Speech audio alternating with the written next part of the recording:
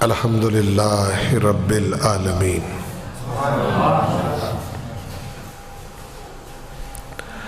والصلاة والسلام علی سیدنا و سید الانبیاء والمرسلین وعلی آلہ الطیبین الطاہرین المہدیین وعلی اصحاب رسولہ النبی الکریم الامین اما بعد فاعوذ باللہ من الشیطان الرجیم بسم اللہ الرحمن الرحیم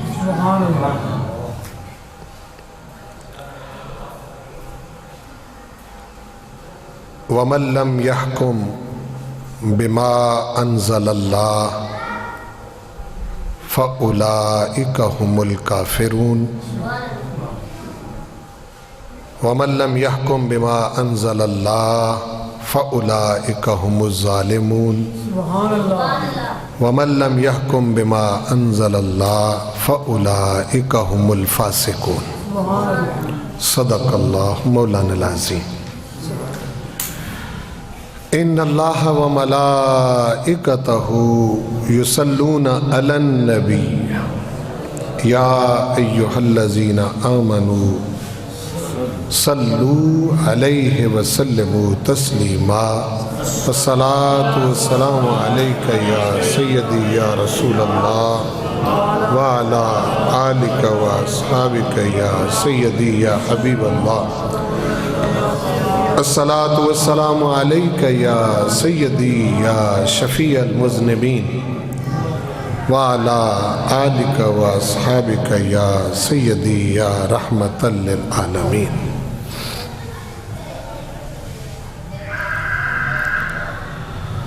اللہ جل مجدہ الکریم اپنے محبوب کریم صلی اللہ علیہ وآلہ وسلم کے توسل اور تصدق سے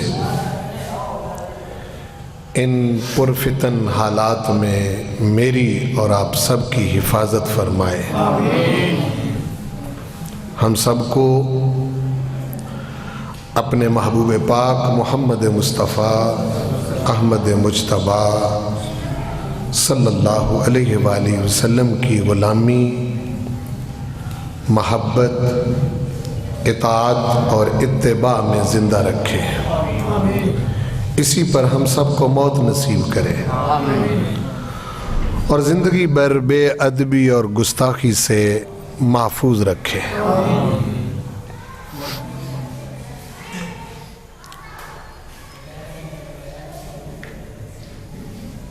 10 روزہ عشرہ محرم الحرام کربلا کے منظرنامہ کے عنوان سے آپ کی جامع مسجد بہار مدینہ میں ہمارے نہایت ہی محترم قابل صد احترام کثیر الالقاب حضرت علامہ حافظ نذیر احمد چشتی مدّ ظلہ العالی کے حسن انتظام سے اور ان کے ساتھ ان کی انتظامیہ اور نمازیان کے تعاون سے جو انعقاد پذیر ہے میں صمیم قلب سے اس پر آپ سب کو مبارکباد پیش کرتا ہوں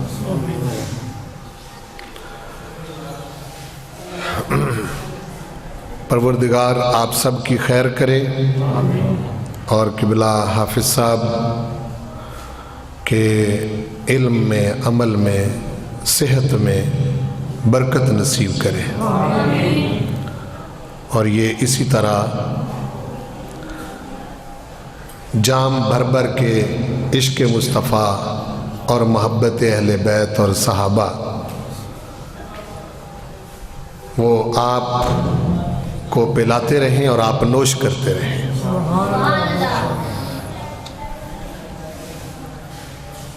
میں اپنی گفتگو باقاعدہ شروع کرنے سے پہلے 2-3 باتیں، چونکہ میری آپ سے پہلی شناسائی ہے اور پہلی مرتبہ حافظ صاحب قبلہ کی وساطت سے آپ کی زیارت کا شرف نصیب ہو رہا ہے، اس لیے میں اس وقت تک آدمی کی ہم آہنگی نہیں بنتی جب تک وہ مزاج سے واقف نہ ہو۔ میں نے آپ کو ایک مرتبہ بھی نہیں کہنا کہ سبحان اللہ کہیں، سبحان اللہ، اور دوسری یہ بات ہے کہ میری باتوں میں سے بعض باتیں ایسی ہوں گی جن سے آپ کا دل خوش ہوگا، سبحان اللہ،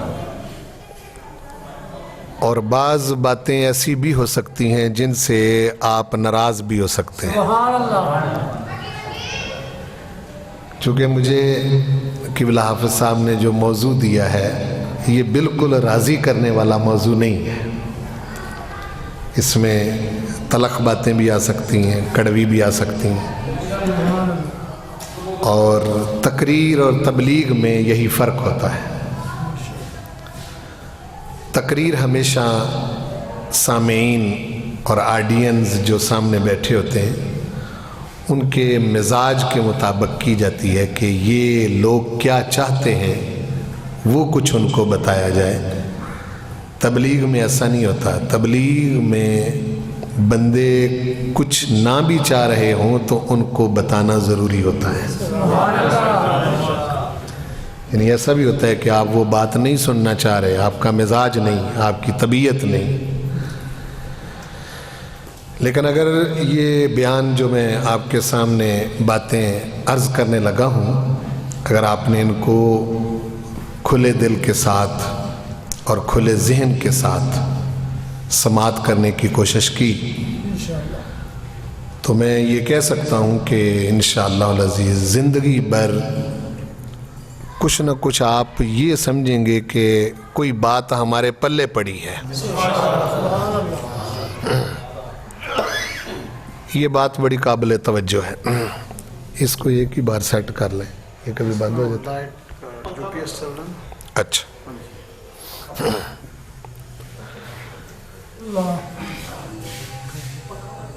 لسانی سے بعض اوقات باتیں جو ہیں وہ ہو جاتی ہیں، اور اسی کی وجہ سے آج کے علماء پھنسے ہوئے ہیں۔ آج کے دور کے جتنے علماء ہیں وہ اسی وجہ سے پھنسے ہوئے ہیں، چونکہ انسان ہے، اگر کسی سے غلطی نہیں ہو سکتی تو وہ نبی اور رسول ہوتا ہے۔ علماء سے بعض اوقات بات کرنے میں، لہجے میں، انداز میں بہت ساری ایسی کوتاہیاں ہو جاتی ہیں جو رویہ جات جو ہیں ان کو اپیل نہیں کرتی، ذہنوں کو اپیل نہیں کرتی۔ اور یہ فتنے کا دور یہ ہے کہ آج کل فیس بک، یوٹیوب، ٹویٹر اور سوشل میڈیا کے جو ذرائع ہیں بس ان پر چیز گئی نہیں اور طوفان مچانے، یہی صورتحال جو ہے یہ بنی ہوئی ہے۔ بہرحال میں کوشش کرتا ہوں کہ احتیاط کے ساتھ کوئی چند باتیں آپ کے گوش گزار کروں۔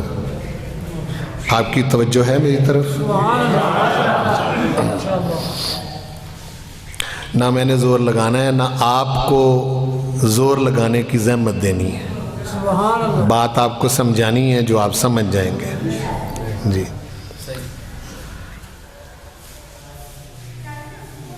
میری گفتگو کا عنوان ہے امامت صغریٰ اور امامت کبریٰ، جو مجھے حافظ صاحب نے بتایا ہے۔ پہلے میں امامت صغریٰ اور امامت کبریٰ آپ کو سمجھا لوں، پھر اس پر ہم باقی بات کریں گے۔ میری ناقص ریسرچ کے مطابق امامت کے 3 درجے ہوتے ہیں، ان میں ایک امامت وہ ہوتی ہے جو امتوں کی امامت ہوتی ہے اس کو امامت بین الامم کہتے ہیں، یا امامت بین الاقوام کہہ سکتے ہیں۔ وہ ایک ایسی امامت ہوتی ہے جس کا قائد، جس دور کی وہ امامت ہو اس دور کا نبی اور رسول ہوتا ہے۔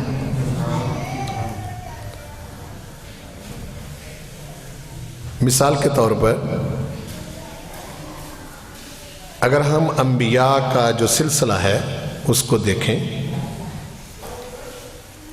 تو اس میں جن جن قوموں کے اندر نبی اور رسول آئے ہیں ان قوموں کا ایک مزاج پیغمبر کی تربیت اور اس کی اصلاح کے مطابق بنتا ہے۔ پھر پروردگار نے چلتے چلتے لوگوں کو ایک ایسی شخصیت میں آ کے اکٹھا کیا جس شخصیت کا نام سیدنا ابراہیم علیہ السلام ہے۔ پیچھے سے چلتے آ رہے ہیں سلسلہ جات۔ آپ کو پتہ ہے صالح علیہ السلام ابراہیم علیہ السلام سے پہلے ہوئے ہیں، اور ہود علیہ السلام بھی ابراہیم علیہ السلام سے پہلے ہوئے ہیں۔ ان کا بہت زیادہ تذکرہ ہے قرآن مجید میں۔ ابراہیم علیہ السلام کی ذات پر آ کر ایک اجتماع بن گیا۔ حیرت انگیز بات یہ ہے کہ ابراہیم علیہ السلام کی بسیار کوشش کے باوجود، انتہائی محنت کے باوجود اور انتہائی ڈٹ جانے کے باوجود قرآن مجید ارشاد فرما رہا ہے کہ ان کی زندگی میں ان پر کوئی ایمان نہیں لایا، اکیلے رہے۔ یہ قرآن مجید کا فآمن لہ لوط، بس، اور وہ بھی پیغمبر ہیں کہ ابراہیم علیہ السلام پر کوئی ایمان نہیں لایا، نہ ان کی قوم میں سے، نہ ان کے لوگوں میں سے، نہ بابل کی بہت بڑی اس وقت کی جو ہے وہ ماڈرن تہذیب تھی، بابل اور نینوا کی، کوئی ایک شخص بھی ایمان نہیں لایا۔ اس سے ہمیں ایک شعور دیا کہ بندہ سچا ہو، پکا ہو اور ٹھیک کام کرنے والا ہو، وہ اپنا کام کر کے چلا جائے اس دنیا سے، اور اس کی زندگی میں رنگ نظر نہ آئے، پھر بھی اس کو ضائع نہ سمجھے۔ وہ چلا جائے گا تو اللہ اس کے کام کو رنگ لگا دے گا۔ ہے اکیلا بندہ، آپ سمجھے نا؟ اب اس سے آگے پھر دو شاخیں چلیں، ایک کو بنی اسرائیل کہتے ہیں اور ایک کو بنی اسماعیل کہتے ہیں۔ اب جو امامت ہے نا بین الاقوامی، یعنی قوموں کی امامت، وہ رب ذوالجلال والاکرام نے، چونکہ یہاں تو پھر سلسلہ نبوت جو ہے اس کو منقطع کر دیا۔ بنی اسماعیل میں سے نبی آنا اور نبی بننے اور رسول بننے بند ہو گئے۔ ایک لمبی چین ہے حضور علیہ السلام کے آبا و اجداد کی، ابراہیم علیہ السلام سے لے کے سیدنا عبداللہ تک، آپ کے والد گرامی تک، ایک لمبا سلسلہ ہے۔ جتنا ادھر لمبا ہے اتنا ہی ادھر لمبا ہے، یعنی آپ غور کرتے جائیں، میں جو بات عرض کرتا جا رہا ہوں۔ بنی اسرائیل میں اسحاق علیہ السلام، پھر یعقوب علیہ السلام، پھر یوسف علیہ السلام، پھر داود اور سلیمان علیہ السلام، موسیٰ علیہ السلام، زکریہ علیہ السلام، عزیر علیہ السلام اور عیسیٰ علیہ السلام تک، یہ ایک لمبا سلسلہ بنی اسرائیل میں چلتا ہے۔ اور رسول کریم صلی اللہ علیہ وسلم نے جس نسل پاک میں اللہ کا ارادہ ہے بھیجنے کا، وہ اسماعیل علیہ السلام سے لے کے حضور کے درمیان آپ کے آباء و اجداد میں سے ایک کو بھی نبی نہیں بنایا. سبحان اللہ سبحان اللہ. کسی ایک شخصیت کو بھی نبی اور رسول نہیں بنایا. یہ بات سمجھ رہے ہیں؟ اچھا، امامت کا سلسلہ جو ہے بین الاقوامی طور پر جہاں قومیں امامت کرتی ہیں، جہاں امت امامت کرتی ہے، وہ بنی اسرائیل کے اندر چل رہا ہے. نبی ہے اور وہ جس قوم کے اندر آ رہے ہیں وہ قوم اس وقت کی لیڈر قوم ہے، یعنی اس کے مقابلے کی کوئی قوم نہیں. خود پروردگار نے بھی ارشاد فرمایا یا بنی اسرائیل اذکروا نعمتی اللتی انعمت علیکم وانی فضلتکم علی العالمین. اے بنی اسرائیل، یاد کرو اس انعام کو جو میں نے تم پر کیا اور میں نے تم کو عالمین پر فضیلت دی تھی. یہ بنی اسرائیل کے اندر کہا نا، ان کو خطاب کر کے کہا ہے اولاد یعقوب، عالمین پر فضیلت دی. اب ان کی کچھ ایسی، چونکہ پروردگار ایسے ہی نہیں امامت چھین لیتا، اس کے کچھ نہ کچھ اسباب ہوتے ہیں، کچھ ڈرا بیکس ہوتے ہیں، کچھ میرٹس ڈی میرٹس ہوتے ہیں، اور اس کے کچھ نہ کچھ اسباب ہوتے ہیں جس وجہ سے ان قوموں سے اور ان امتوں سے امامت جو ہے وہ چھین لی جاتی ہے. ارادہ الہی یہ تھا کہ ان کے اندر رہی. بڑے لاڈ دیکھے اللہ تعالیٰ نے اس قوم کے، بنی اسرائیل کے بڑے لاڈلی قوم تھی.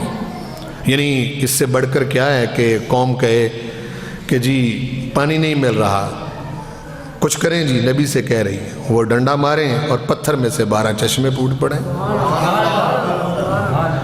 قوم کہے کہ جی دھوپ بہت لگتی ہے، وہ عرض کریں تو فرمایا ظللنا علیہم الغمام آوان، ہم نے اے بادلو جا کے اس قوم کے اوپر سایہ کر دو، انہیں دھوپ نہ لگے. اس طرح کی قوم. بھوک لگتی ہے، کرنا ہم نے کچھ نہیں کہا، انزلنا علیکم المن والسلوى، تم پر من و سلوہ اتار دیتے ہیں. ٹھیک ہے نا. اب اس سے بڑھ کر کے دریا رستہ نہیں دے رہا تو آپ نے عصا مارا تو دریا میں سے 12 خشک راستے بن گئے. ہے نا جی. لاڈ دیکھے اس قوم کے بڑے لاڈ دیکھے اللہ تعالیٰ پیغمبروں کی وجہ سے، ورنہ یہ کون تھے، ان کی کیا حیثیت تھی.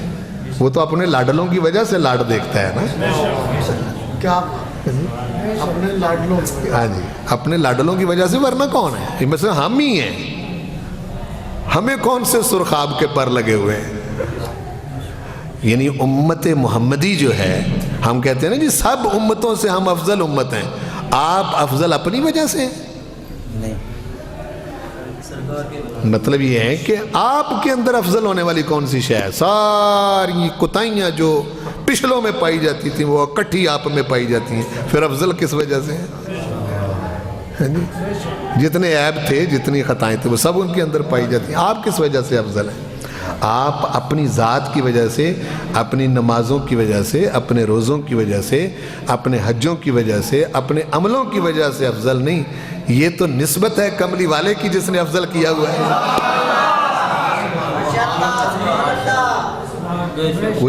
کوئی بندہ اپنی ذات میں مغرور نہ ہو.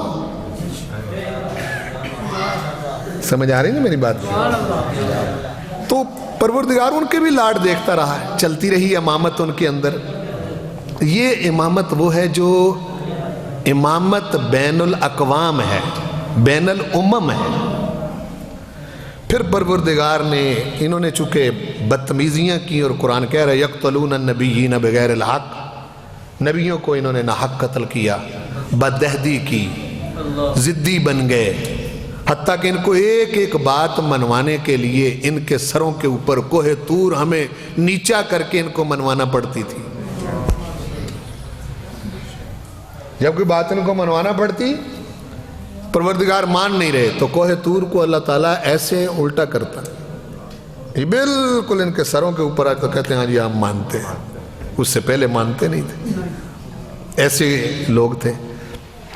جب انہوں نے بے ادبیاں کی نبیوں کی، رسولوں کی، اللہ کے پیاروں کی، لاڈلوں کی، تو پھر پروردگار نے بین الاقوامی طور پر جو امامت تھی اس کو منتقل کرنے کا ارادہ کر لیا۔ اب وہ امامت حضور علیہ السلام کی پیدائش سے ہی امامت جو ہے وہ بنی اسرائیل سے بنی اسماعیل میں منتقل ہو گئی، پیدا ہوتے ہی۔ شاید آپ نے نہ سنا ہو، سن لیں، حضور علیہ السلام کی ولادت ہوئی تو صفا کی پہاڑی کے پیچھے ایک کاہن رہا کرتا تھا۔ امام نبہانی نے لکھا ہے وہ کبھی نیچے نہیں آیا تھا، صفا کی پہاڑی سے نیچے اتر کے کبھی نہیں آیا تھا۔ جس دن حضور کی ولادت ہوئی اس دن وہ پہاڑی سے نیچے اتر کے آیا، کہنے لگا کس کے گھر میں بچہ پیدا ہوا ہے؟ وہ پوچھتا پھرتا ہے، کئیوں نے کہا کہ ہمیں پتہ نہیں ہے۔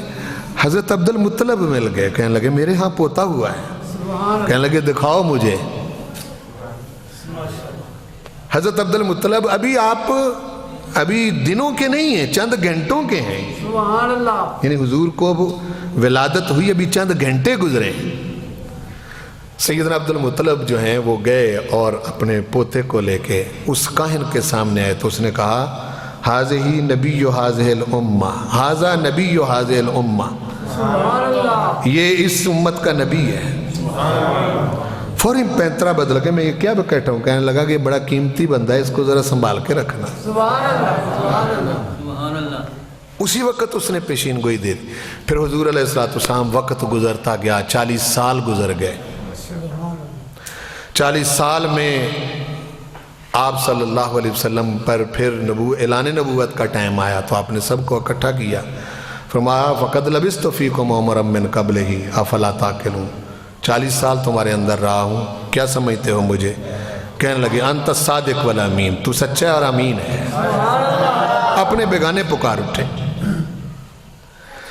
جب انہوں نے یہ بات کی تو پھر حضور نے فرمایا کہ میں اسی سچی زبان سے کہتا ہوں اللہ وحدہ لا شریک ہے، مان لو۔ تو حضور علیہ السلام کے پھر اعلان نبوت کے تقریباً 10 سال بعد 11ویں سال میں رب ذوالجلال اب امامت منتقل ہو رہی ہے، معراج کروائی مسجد اقصیٰ میں۔ وہ پچھلے جتنے انبیاء اور رسول گزر چکے تھے سب کو مسجد اقصیٰ میں اکٹھا کیا، جتنے امام گزر چکے تھے،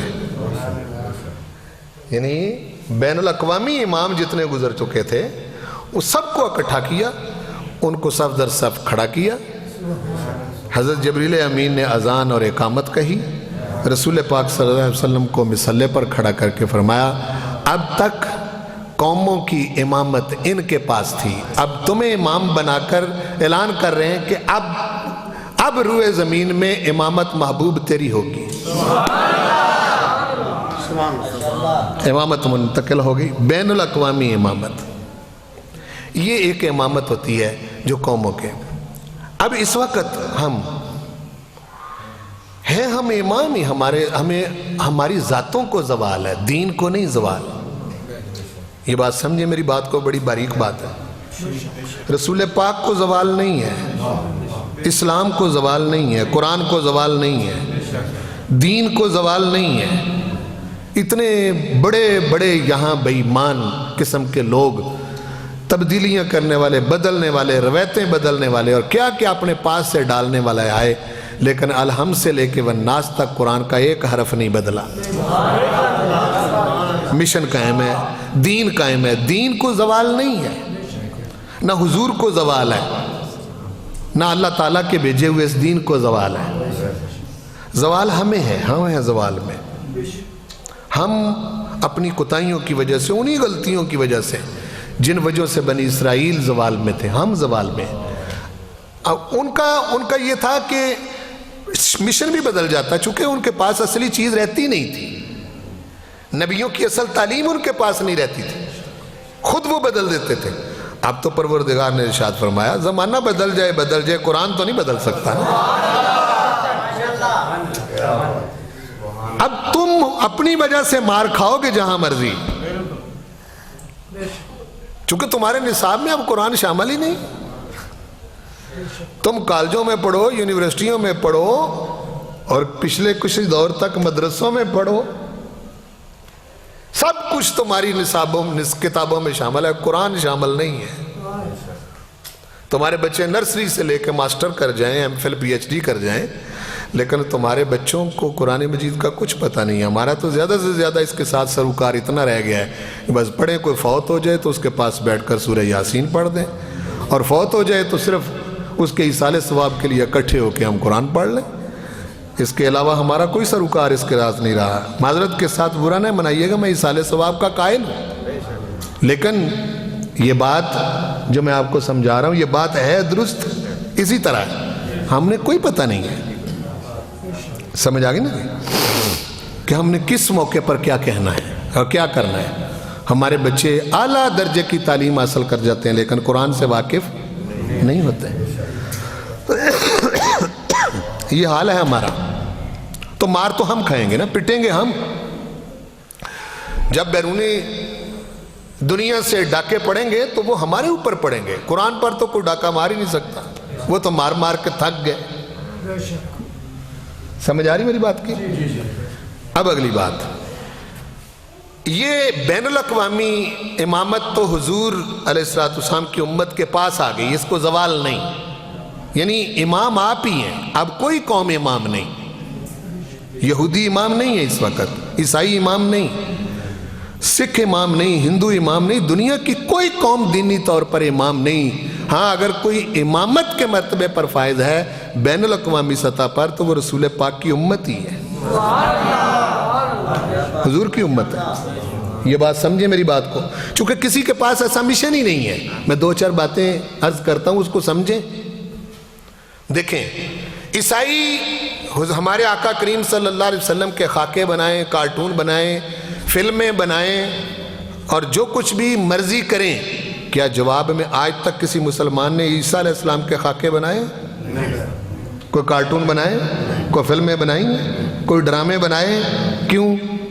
وجہ یہ ہے کہ ہمارے آقا نے ہمیں یہ سکھایا ہے کہ جہاں میرا ادب کرتے ہو، مجھ سے پہلے آدم علیہ السلام تک سارے نبیوں کا ادب نہیں کرو گے تو تم میرے امتی ہی نہیں ہو۔ آپ جواب میں ایسا نہیں کر سکتے، کوڑ سکتے ہیں، احتجاج کر سکتے ہیں، لکھ سکتے ہیں، بڑا کچھ کر سکتے ہیں، لیکن ہم بے ادبی نہیں کر سکتے۔ اب دیکھو نا، ابھی یہ 4 محرم کو ایک خبیث نے جو ہے وہ سیدنا ابوبکر صدیق کی بے ادبی کی ہے، ہاں جی، تو کیا جواب میں آپ حضرت علی کو گالیاں دینا شروع کر دیں گے؟ نہیں، یہی مزاج ہے جو سمجھنے کی ضرورت ہے، جو میں سمجھانا چاہ رہا ہوں۔ ہم اصل اس راہ پر ہیں، چاہے کوئی کتنے بے ادب آ جائے، ہم جواب میں بڑوں کی بے ادبی نہیں کرتے۔ یہ امتیاز ہے ہمارا، ہم اس رستے پر ہیں جو رسول کریم صلی اللہ علیہ وسلم نے ہم کو سمجھایا ہے۔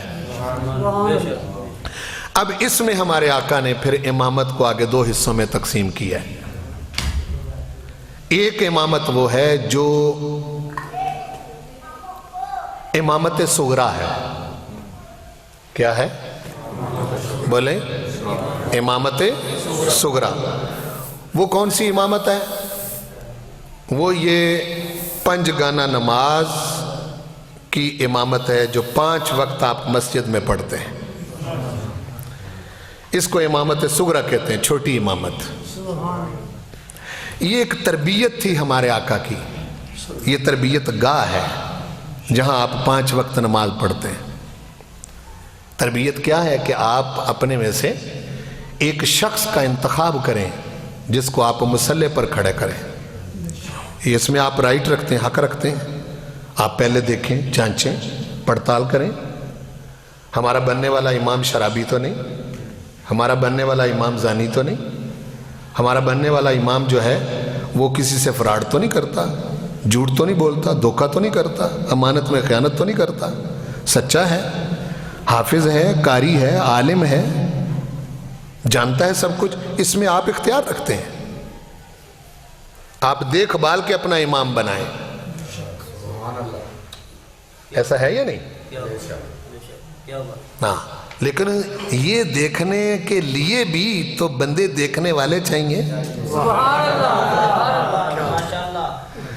بھئی آپ چیک تو تبھی کریں گے نا جب آپ کے پاس. آپ دیکھو نا ایک بندہ مسجد کمیٹی میں ہوتا ہے تو وہ مہینہ مسجد میں ہی نہیں آتا تو وہ چیک کیا کرے گا؟ وہ تو خود پابند نہیں نماز کا. اس لیے میں نے پہلے کہا تھا کہ میری کچھ باتیں کڑوی بھی ہوں گی. سمجھ آگے نا؟ ایک آدمی جو ہے وہ بالکل صرف یہ ہے کہ امیر آدمی ہے, پیسے والا ہے, ہاں جی, اس کو آپ کو کہہ سکتے ہیں کہ جی وہ پیسے جب کوئی موقع بنتا ہے 4 پیسے خرچ کر دیتا ہے. آپ کا معیار یہ ہے کہ آپ پکڑ کے اس کو صدر بنا دیتے ہیں. اس کے علاوہ اور تو کچھ نہیں ہے جی. کہ ہے کچھ بھئی اور کیا کرائیٹیریا ہے, کیا معیار ہے آپ کے پاس؟ آپ اس کو صدر بنا دیتے ہیں, نائب صدر بنا دیتے ہیں, جنرل سیکرٹری بنا دیتے ہیں. مجھے نہیں پتا آپ کا یہاں ماحول کیا ہے, لیکن میں تو جہاں بھی جاؤں گا یہ بات کر دوں گا, مجھے تو کوئی مسئلہ نہیں ہے. ٹھیک ہے کہ نہیں؟ حالانکہ یہ کوئی کرائیٹیریا نہیں. مسجد کی انتظامیہ کے جو معاملات ہیں وہ اولاً تو اہل محلہ میں سے کچھ لوگوں کے پاس ہونے نہیں چاہیے. ایک سسٹم ہے بہت بڑا جو ملکی لیول کا سسٹم ہے. حکومتوں کو یہ کام کرنا چاہیے, حکومتیں ان کی ذمہ داری لیں. لیکن میری بھی 52 سال عمر ہو گئی ہے, میں نے تو کہا آج تک بڑی حکومتیں دیکھی ہیں. بالکل میں بچپن میں تھا جب بھٹو کو پھانسی دی گئی تھی. ہاں جی, ضیاء کا مطلب یہ ہے کہ اس وقت دور تھا چلا, اس وقت سے لے کے آج تک میں نے مسجدوں کے اندر حکومتوں کو دلچسپی لیتے نہیں دیکھا. آپ کی مسجد ہے, کبھی جتنی مرضی حکومتیں آئی ہیں کبھی کسی حکومت نے آپ کی مسجد میں فنڈ دی ہے؟ آپ کی مسجد میں کبھی دلچسپی لی ہے کہ یہاں کوئی سسٹم ہونا چاہیے, تعلیم کا انتظام ہونا چاہیے؟ چلو تم کالجوں یونیورسٹیوں میں نہیں کر سکتے, مسجدوں میں تو قرآن مجید اعلیٰ درجے کا پڑھانے کا انتظام کر سکتے ہو یا نہیں کر سکتے؟ لیکن کبھی کسی نے کیا نہیں کیا. اور چیک کرنے والے جو ہیں وہ امام کو یا خطیب کو وہ چیک کریں, ان کا معیار صرف سورہ ہے, اس کے سوا اور کچھ بھی نہیں. کہتے جی نماز پڑھاؤ, نماز پڑھائی اچھی سور لگا جو, کہتے بس ٹھیک ہے جی پاس ہو. حالانکہ حضرت قبلہ حافظ نذیر احمد چشتی صاحب موجود ہیں, فقہا کی تمام کتابیں آپ کھنگال لیں, انہوں نے کہیں یہ لکھا ہی نہیں کہ سور اچھی ہو تو امام بنا لو. لکھا ہے کبھی جی؟ نا. امام کے لیے پرہیزگار ہونا ضروری ہے, متقی ہونا ضروری ہے, امامت کے مسائل کو سمجھنا ضروری ہے, اس کو پتا ہو کہ میں اتنے لوگوں کا بوجھ اٹھا رہا ہوں.